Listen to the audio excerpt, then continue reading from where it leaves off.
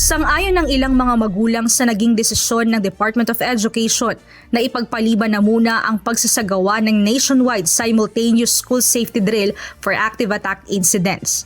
Para kay Andy na mayroong anak na nasa junior high school, makatwiran lamang na wag munang ituloy ang mga ganitong uri ng drill dahil sa maaaring negatibong epekto nito sa kanilang mga anak.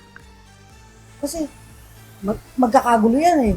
Paano kung yung anak mo mahimatay na dun pa lang sa drill? Diba? Iba yung stress. Mape-pressure na nga sa araw.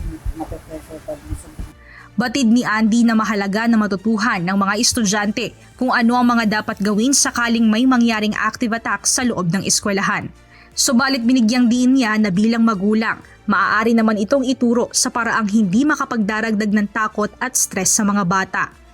Kung saan niya ang tatanungin, mas mainam kung gawin na lamang sa pamamagitan ng orientation sa pagitan ng mga magulang at mga estudyante ang pagtuturo ng kasanayan imbes na magsagawa ng drill ng isang active attack. Yung iba kasi gagawin pang biro yan. Pagkatapos ng drill, ako sa nakakikita ko. Yung malaman pangalan nila may drill, hindi mo masabi na din. Bukod sa posisyon ng Philippine Psychiatric Association at Philippine Society for Child and Adolescent Psychiatry, na walang sapat na ebidensyang nagpapakitang ang hyper-realistic active attack simulations ay nakapipigil ng mga insidente o nakapagpapababa ng casualties. Sinabi rin ng isa pang eksperto na maaari ring magbigay ng idea sa potential aggressor ang sobrang realistic na drill kung makikita nito kung paano kikilos at saan pupunta ang mga estudyante. Since alam niya yung drill, the more no malalaman niya kung saan dapat siya pupunta para talagang gawin yung gagawin niyang hindi maganda. Dahil kasi di ba nandun siya na nakita niya yung drill ay, ito pala gagawin nila So mas lalong nag-iisip ng ano yon.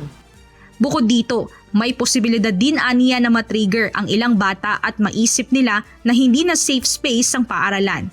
Kaya sa halip na simulation, iminumungkahi nito ang classroom orientation, pagpapalakas ng homeroom at guidance systems, at mas mahusay na pagtukoy sa mga estudyanteng may behavioral o emotional concerns.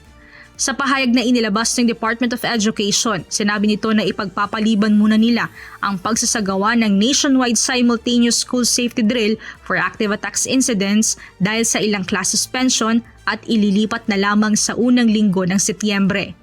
Tiniyak naman ng kagawaran na gagamitin nila ang dagdag na panahon para masigurong nakaayon ang drill sa rekomendasyon ng mga eksperto sa weather, disaster preparedness, child protection at psychosocial support. Mia Alonso, humahataw sa Balita Ngayon.